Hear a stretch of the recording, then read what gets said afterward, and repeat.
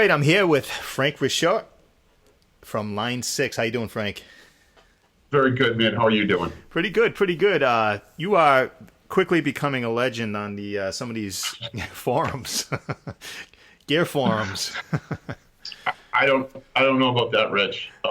We are the company is very active on Yeah, the forums. So, yes, yeah, with you got at least 5 or 6 guys on the gear page that I've noticed that are on yeah, there all the time. absolutely. Pretty much all areas of the company are actually, and it's out of pride and out of really commitment to get this product right that they're out there. It's not in anybody's job description to go, peruse the forums. We have our own forum as well, but Yeah, yeah, I've been on that. Yep. this is all very organic. The guys here really love this product and want to see it succeed and want to make sure we're connecting with our customers, which is the key. Yeah. Now, when did you actually start at Line 6? So I started actually 8 years ago next month. Oh, wow. Prior to that, I was at Avid. Avid. Okay. Cool. Back east. Yeah. So I worked with Avid for 15 years. I started in 1992. And we required DigiDesign in that time, so I really got into the audio gear from that acquisition and that my experience with Avid and DigiDesign there. And then in 2009, my former boss, who had retired, he was the chief operating officer at Avid. His name's Joe B. He, through some connections, found out about Line 6, and they were looking for a COO. And he came out here. He was also East Coast in the Boston area. He came out here, saw the company, and just absolutely loved the vibe of the company, the vision, the products. It was just a really cool place to work and a cool set of products and solutions. So he reached back and asked me if I wanted to come out. So is that the I've same? been pretty much, is that the same Joe B that's on the Facebook group there? Absolutely That's is. him. Joe Okay. Benvenuti. Yeah. I got him. He's on Joe my B for short, friend list. yeah. Yep. Okay. I just want to make that revelation that I was like, that's got to be the same guy that you're talking about. So Yeah, cool. yeah. Cool. He's our COO, and there you go. Our COO is on the Facebook Helix group, which is not even our Facebook group. Right. Yep. All the time, Yeah. He has the same philosophy. We work through distribution, so we're one party removed from our customers.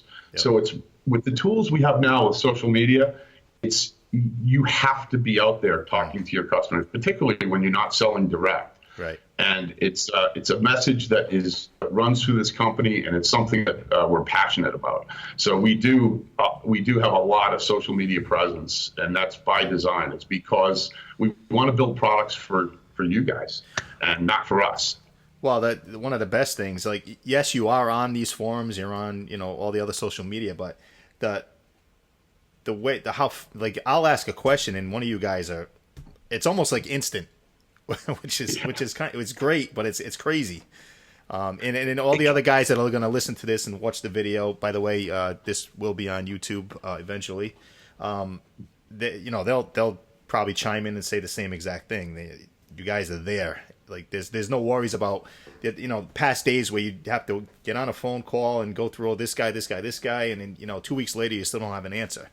Now it's within 5 minutes you have some sort of answer. It might not be the answer you're looking for or the final answer, but you're on that path. Right. And we also want to direct folks to our service and support team, who are also just amazing. Mm-hmm. And so if we can't answer a question right there on the spot on a forum or on a Facebook page or whatever, we say log a ticket, talk to our team. We have a team of 4 amazing customer service reps, and they will get you an answer very quickly. We really are trying to raise the bar on service and support for this product and for all of our products. Oh, you are, yeah. Part of that is absolutely the presence on social media. Yes. Now, do you play any instrument? Do you play guitar? Or you're in the I'm field? one of 3 people, I think, in the company who do not play guitar. Okay. So I came here through my business experience, not my playing. I am a massive fan of guitar music, Right. have been all my life. So, my career has been just phenomenal because I get to enjoy something I absolutely love. But no, I don't play. I wish I could, but it's just not in me. I try to pluck around a little bit, but it's not in me. You Well, guys are amazing. I can see the guitar behind you or something. Like just to be Yeah, able to work there and just turn around and there's a guitar, you in all this awesome gear. That's Stephen K's new Shuriken, actually. Oh yeah, I can kind of see it. Yeah, the headstock. Yep. Yeah, it's great to work in this environment. One of the best things about being out on the forums is listening to what you guys do with our tools. I mean, the music is just incredible. I don't listen to anything but music that's coming off the forums. It's it's really great stuff. Yeah, I'm the same way. I rarely listen to the radio anymore. It's just I'm on YouTube or on, like you said, a lot of those guys will post something from YouTube on there or from SoundCloud or whatever. That's all I listen to pretty much. And my SoundCloud feed is nonstop. I got it playing in my car. I got it here. It's great. Now, so you're back and forth kind of. I know you go to the West Coast and you're from New England. Yeah, my family's in New Hampshire actually. Yep. And I travel back and forth. I spend 1 or 2 weeks a month in New Hampshire, and the rest of the time out here in sunny LA, Calabasas actually. And it's a little tough on the travel. It gets a little bit tiring, but I get my grandkids back there, so it's well worth the commute. And this company is absolutely worth it. I could not be happier in my career choice to come to Line 6. Just fantastic people here. Well, didn't you just get some sort of promotion? I don't remember what the title was, or you got moved. Well, yeah, I got what happened was, so when I started here, my responsibilities were primarily supply chain with most of my background, building product and production scheduling in China and all of that stuff. And when I came here, I got the sales order processing team as well. And then just recently, I got service and support. Our VP of service retired, and I've got a lot of I'm doing a lot of service and support stuff anyway. So it was kind of a good fit, and I've got a great team here. So we are, like I said, we're really trying to raise the bar on service and support for our products. And yeah, so that's been exciting. The last few months, I've been kind of easing into that. Yeah, you've been all over. Every time I look up, you're traveling here. You're traveling there. But well, we've got an office in China. Yeah. An engineering office and a supply chain management office, and I manage that. So I go to China 2 to 3 times a year. So between going back east to China, there's quite a bit of travel. Now when Yamaha came into the picture, what exactly are they? Are they letting you guys at Line 6 just do what you've always done, or are they trying to change things a little bit? No, we could not have asked for a better acquisition partner because Yamaha. What the thing they really loved about Line 6 is the startup vibe of the company and the way we're fairly quick. I mean, we're not as quick as we'd like to be, but our development cycles compared to some of the development cycles in a much larger company are much quicker because we can be more nimble. We're an agile shop when it comes to engineering, and we can just turn very quickly. And they wanted to preserve that. When they bought the company, we are pretty much a wholly owned subsidiary that is self-managed. Now, that's not to say that we don't have interaction with Yamaha. We do, obviously. We have roadmap interaction. We have general management interaction. They own us. But the company is operating almost exactly as it was in 2014 when the acquisition happened. Okay. Now, so they've been great, just fantastic. Well, it almost seems like the Helix came out around what, 2015, around there. Yeah. So Helix was in development though. But that was I had heard that it was a long ways away. And you already know this. I'm on my second Helix. Yes, I do. Yeah, I bought one when they first came out, and I'm a guitar player. I was in, I'm always changing things, and so I got rid of the Helix. I went to a couple other companies, and all these companies that are putting out these these devices now, they're all top notch and they're all, all pretty similar. But when I decided to go back to an amplifier live instead of running direct for most gigs, most of the bigger gigs that I do, I ended up getting another Helix just because remembering, and this was pre 2.0 that I had it. So, right. And as you know, that the where it's gone to now and where it's going to go to, it's light years ahead of where it was when I had that first one. But the thing that always stuck with me on the Helix was just never needing to open a manual. That was the number one thing. It wasn't so much the amp models, it wasn't the effects, because I'm not a super picky guitar player. I know what sound I like, I know what effects I use. I don't use a ton, but just the ease of use on the Helix is what got me back to it. And then once 2.0 came, it just went up another notch in my book. So I'm full on line 6 now. I have the JTV. I just got it back yesterday. I had new pickups put into it, and I'm going to actually be using it this weekend at my next gig. Fantastic. So yeah, I mean, and I've gone all the way back to the first pod with line 6, and I've had pretty much everything along the way. But now with the Helix, it's just, I don't see anything better, to be honest. For me anyway. When the guys were designing it, clearly, sonically, it had to be top shelf, and we put a lot of time. I think it's a month a model into modeling these amplifiers. Yeah. But the biggest thing we wanted to attack was the UI and the user experience. To your point about not really needing a manual. Of course, when you get more into the complex stuff, and you're going to want to reference the manual, but you should be able to. But yeah. You still don't need a manual, because all you do is go on one of these guitar forums, and you guys are right there in 5 minutes. It just it all comes full. It's full circle. So I swear to God, I don't think I have opened the manual yet. I know it comes with a little USB drive. I didn't know what that was for like 3 months. I thought it was just store your sounds on there, but I was told it was a manual. Yeah.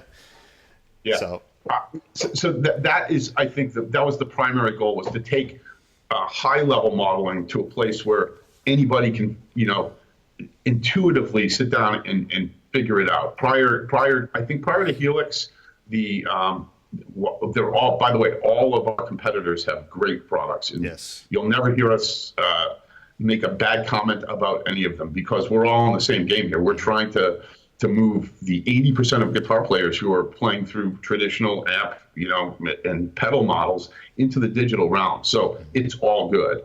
But the one thing that we noticed was it was difficult to figure out how to use these things and get the most potential out of them. And so the guys really focused on that particular, the whole user experience in UI. And I think they did a really amazing job with it. Yeah, it's and it's pretty too. It is a good looking floorboard. I was going to say I've since I started using it again, I've had a show doesn't go by where someone comes up and is like, what the hell is that thing? And they say, is that a TV on there? I'm like, it pretty much is, because it's full color, and and then now you have the Helix LT out, which at first I was like, oh man, I should have waited and I should have got the LT, but I like the scribble strips. I don't know. I'm just used to it, and it's not that much bigger than the LT, so it just depends on what you want. There's more I/O in the full Helix floor. I think the team did a really good job at kind of figuring out what to take out. Right. What they did not want to take out was the sonic, and it's full Helix. Everything about every sound that comes out of an LT is Helix. It's just really reduced I/O and the lack of scribble strips. And with Performance View on LT, you still get this kind of functionality of scribble strips. It's just not as big and beautiful. And I kind of wish they had that on the the regular Helix, the option. You never know. Now, I saw Idea Scale has a few votes, I think. Yeah. I think I voted for a few of those things. One of the things that keeps getting floated around out there, and I voted on this, and I'm big on this, is I love the Variax. I want to use the Variax cable, but I want it wireless. And that's one of the to vote on the idea scale is a wireless Variax cable. Is there any So we've looked possible at way to and do it? You know, that's the first thing. it Is is it possible. possible? The problem is it's expensive. Yeah. And because it's bi-directional wireless communication, basically, and it's going to be a fairly expensive item. So we're looking at it. We've looked at it, but we got to make sure that the market is there to to produce a product like that. Right. It's a great idea, and it's I think eventually that's where we're going to go. But today, it would be very expensive to do. And but don't think the team aren't thinking about it because they're about it constantly. We have a group of people here who are just like you. You know, they just want to see cool things and things that make sense in the workflow, and that clearly would make a lot of sense if we can do it. So I'm sure if it's possible, we will take a stab at it. Now, with the Variax line, is there more coming, or is it just keeping the JTVs the way they are? And are they ever going to upgrade what models or change the models that are in the Variax? Or is it just keep going? I can't talk about future product development, but the Variax line is here to stay with Line 6. It's a fundamental part of our business. It's right at our core competency, and you can expect that Variax and the Variax line will continue. Yeah, great guitars. I mean, I had an original Variax. It was a 300 was the first. Yeah, 300, 500, 700. Yeah. And I used that for a while, but it didn't feel like a real guitar. But the standard and the JTVs are, you know, as good as any guitar that I've played out there. You know, in that price range, they don't feel like the 300 almost felt not like a toy to me, but it just, I don't know if it was the weight or the way it felt when you were playing. But the JTV that I have back here, it feels like it feels like a Fender Strat. Sure, which is good. Without pickups, you know, the early model Variaxes were phenomenal just for pushing the technology envelope. Right. Yep. And we kind of knew that. A lot of, there were guitar players, early adopters, kind of picked up on it and started using it and really dug it. But to your point, it was not a guitar. It just didn't have the weight of a guitar, the feel of a real guitar. And so the idea with JTV was to partner with a luthier to actually design a real guitar that had mags, but also had our technology in it. And we did that. I think the JTV line has been extremely successful. And then, going back to Yamaha, in fact, the first thing we did with Yamaha that was collaborative was the Variax Standard, which is a Pacifica body with our electronics in it. And that was a really quick project, actually, much quicker than anyone thought, because we had the electronics expertise, and certainly Yamaha has guitar building expertise down. They build millions of them. So that product came out, and that's also been a very successful product for us. Any talk of, not to try to push you towards we're working on that, but these same model JTVs, but with different, hotter. That was the thing for me. I had to put hotter pickups in it because you want to play heavier music. The pickups that are in it, they're great. Down the line, they're really good for pretty much any type of music. I mean, you can get a heavier sound, but I needed something that was hotter. Is there any talk of maybe putting different pickups in certain models? Again, I can't talk about what we're working on, but the fact that I can't talk about it tells you that there's other stuff in the pipe. That's good to know. Now, I'm going to go to the Helix LT, which just came Sure. out. Now, how long was that in people's, I guess your developers' minds? Was that a thing where the Helix came out and you were like, well, at that price point, we'll sell a lot, but if we do this, we're going to sell, twice or three times as many. Was it what I'm trying to say is, was it thought of before, while the Helix was in the planning stages to eventually do that? Yes. So Helix floor and rack were in development, like I said, 2011, 2012-ish. And even before that, from an idea standpoint, that's when the formal development started. But LT started development just prior to Helix being released. Mm-hmm. So Helix Helix Floor and Rack, Helix LT, and Helix Native, actually, that whole series was well underway before Helix, or the idea of those three products was well underway before Helix even shipped. So our development cycles are pretty fast, but they're not that fast. Right. I heard that from a few people.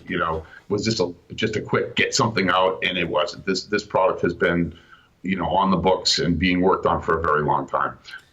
Because we're an agile shop, though, we were able to get the product pretty close and then wait and see what the best things to not include to get the price down. And I think we always knew it was always going to be sonically equivalent, but what things to take out was is a difficult decision to make. And I think we did kind of wait and pivot a little bit to see what we thought people would feel is best to not be in there. Right. And again, I think the guys did a great job. Yeah, I mean, when I have to be honest, when I first saw it and there was no scribble strips, and I just looked at a picture, I didn't, there were no videos yet, and I'm like, at first sight, you think, well, they really stripped that thing down, but then you start watching the videos, and you start, listening to the reviews and stuff like that. Like, oh, it's the exact same engine, the same processors, the same everything. The biggest thing I like about the Helix, besides the ease of use, is that you have two separate signal paths, and like some of the other digital processors that I've used, everything is put onto one path or one processor, so you get overloaded. So I would just, I don't know if you saw my post yesterday on the Facebook group, I was making a preset for Wanted Dead or Alive because our double neck. Yeah, because because our the double neck acoustic that I usually use is in the shop. It's got a neck issue, so I don't know when we're getting it back. So I'm like, I need something, to get some kind of acoustic sound. So the cool thing is that I set up two separate signal paths. I got and I'm using 4-cable method, so I'm not using the amp models. I'm going out of that into my amp, and then I with the Variax, I have that second signal path that will go out the XLRs. We'll just go right to the PA for, and I can get a 12-string sound out of that because of those separate signal paths. And that's right. It's just I've been telling guitar players, I'm like, you just give it a try. You got some guys say Line 6 digital, you've heard it. You've heard it all. I've heard it all. And it's like I was kind of that way for years, and now I'm like, you just got to give it a try, because and don't just buy one and then play with the presets and fiddle and really dive into it, because you can get this, like you said earlier, there's amazing stuff coming out. A lot of these guys are doing. I do my videos, and then I watch some of the other videos, and I'm like, whoa. I feel like I'm in second grade when I watch some of these other things, and it's well, this is all about tools for creative guys and artists like yourself, and that's it. And again, beyond UI, the other thing we want to make sure that Helix was, and Helix LT, we wanted to be anything in your rig. So for a guy who wants to go into his amp, we want to make sure that was possible. Not only possible, but really flexible. To your point about splitting your signal, one front of house, the rest of it going into your amp. Same with the whole idea of Helix was to potentially be the center of your rig. So whether you want to go all in and use all the amp modeling, cab modeling, effects, you can do that. And there are plenty of guys who go out and take their Helix and plug in wherever they're at, and they go to town. Then there's a whole other set of guitar players who don't want to go all the way. And so we're also finding that a lot of guys like yourself will start out going 4-cable method and going to an amp, and then just out of convenience for smaller gigs go, you know what, maybe I'll try the amp modeling. Yeah. And they start getting into the amp modeling a little bit, and they start to then say, well, on certain gigs, I'll go straight, Helix up. And that's the idea, is to be whatever we want it to be, the centerpiece of your rig, whatever your rig is. Well, that's and I had mentioned it to a couple of people where I'm not sure if I have any really small gigs coming up, but the ones that I do, I'm gonna run. I use in-ears anyway most of the time, unless we're in a big outdoor gig where we can really turn the amps up and volume doesn't matter. But some of these smaller gigs, I'm planning on just going direct and running. Because you had mentioned all the gear I had behind me. This right here is just that's my in-ear rig right there. Wow. That comes to every show. I got sick of relying on sound guys all the time, so I mix my own in-ears through that. But the other idea I had with the Helix, and I think this is possible, I'm pretty sure it is, for the guys that still love their tube amps, they like that feel of their tube amp on stage, and they, whether or not they use in-ears, but they don't want to send a mic'd sound from the amp to front of house. Mm-hmm. I'm thinking of testing this, and someone's probably already done it, if it's possible to. Now, speaking of the signal paths, it's separate signal paths, still running 4-cable method. So you have a guy on stage, he's able to hear his amp, but then on one of the signal paths, building the full modeling rig and sending that to front of house. So he gets to hear what he wants to on stage, and the PA hears, that direct, perfect sound coming out without having to mic anything. Absolutely. And I can't technically answer your question because I'm not an engineer and I'm not a guitar player, right. But that is the idea of Helix. In fact, I just read a couple posts.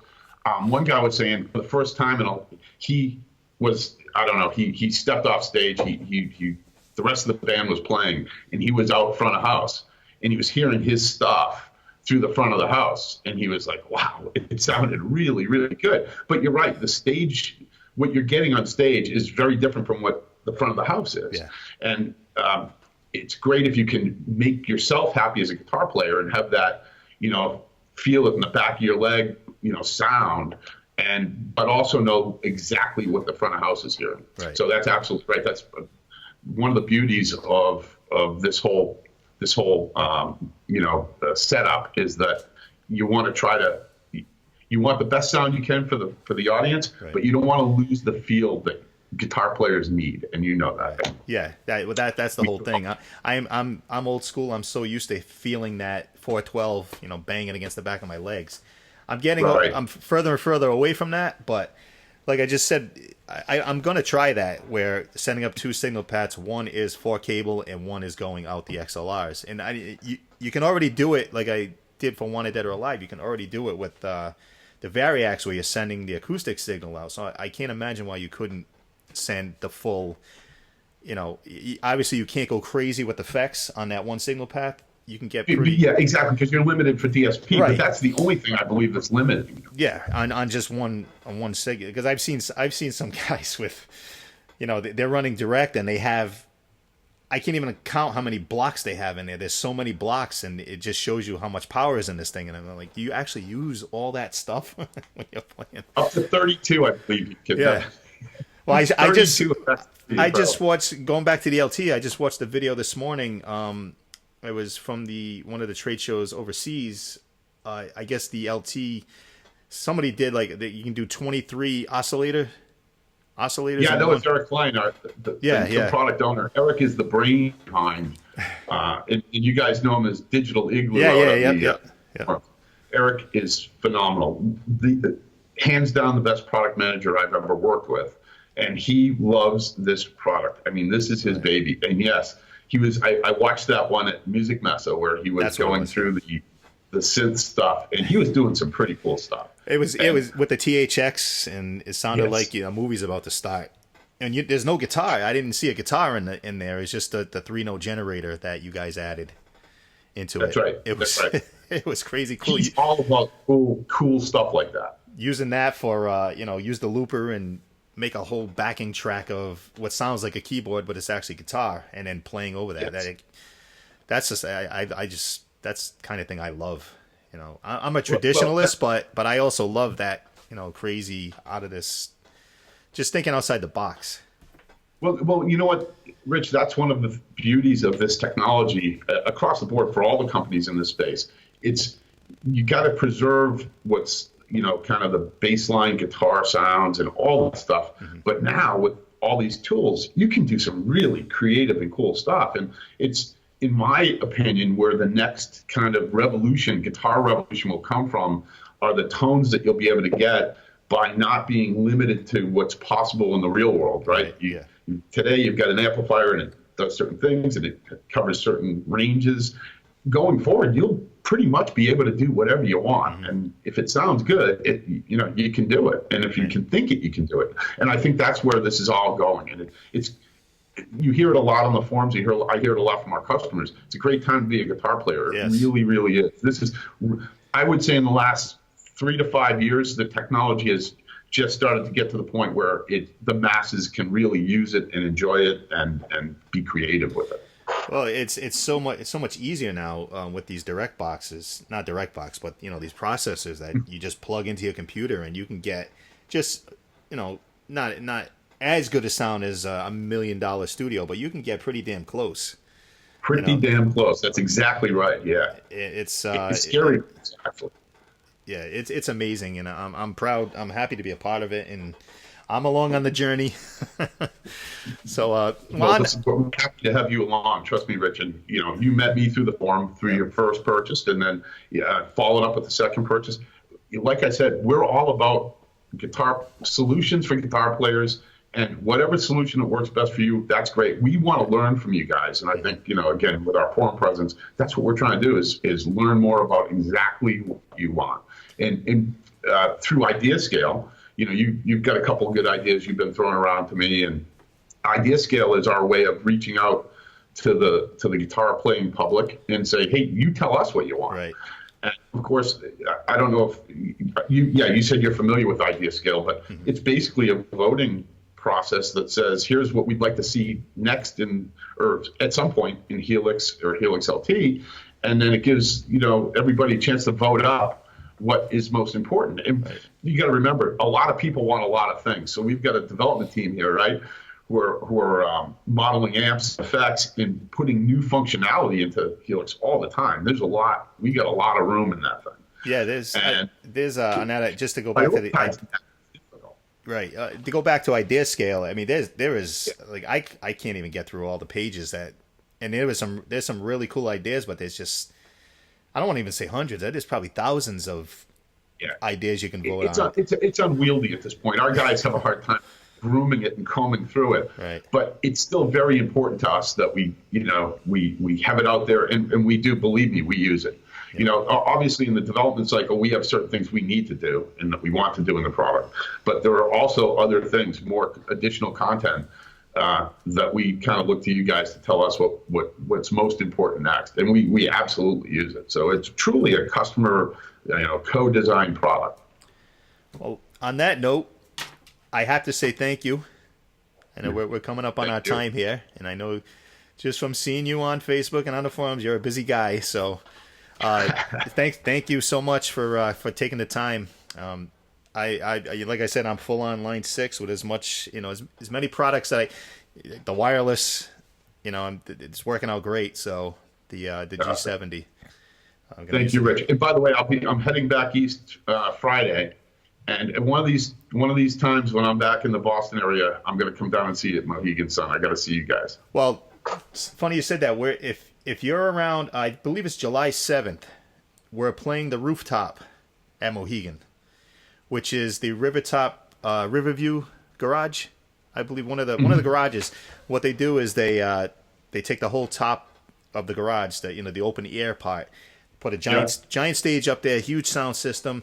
They line it with food trucks. They even bring up game tables, and they have fire pits and all kinds of liquor and whatever, and it's free to come in. So that's July 7th. We're doing that. Well, I'll remind you. I will absolutely be back in Boston July 7th, and I'll be coming to see you because I've been trying to get down there. As you know, it didn't work out last time.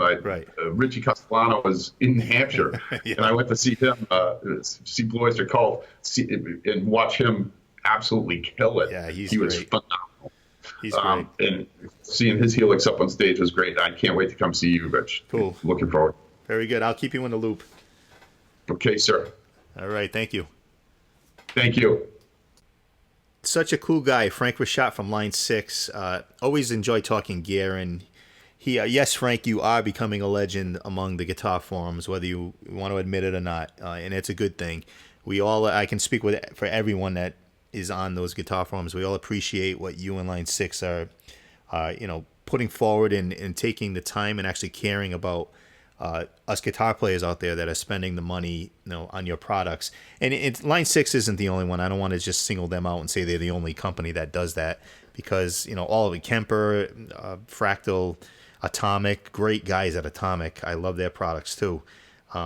They all understand that in this day and age, you need to have this kind of customer service if you want to keep pushing forward and getting more people involved in your product and getting ideas. We're the guys that are out there playing these things, and we can tell you what's good and what's not good. So it's great to see them all really listening to what we're saying. So that's it for this podcast. Like I said, the YouTube video will be up on my YouTube channel probably in a couple of days after this podcast goes live. Today is Wednesday, April 26, 2017. So I'm guessing by Friday, if not the weekend, or maybe even Monday. Depends on how much time I have. But until next time. Again, for those that are asking about the intro music and the outro music coming up, that's from my CD Voiceless. Get it at richiedantonelli.com. Or if you just want to go listen, there are sound clips up there if you want to listen to the rest of the stuff that's on there. But until next time, take care.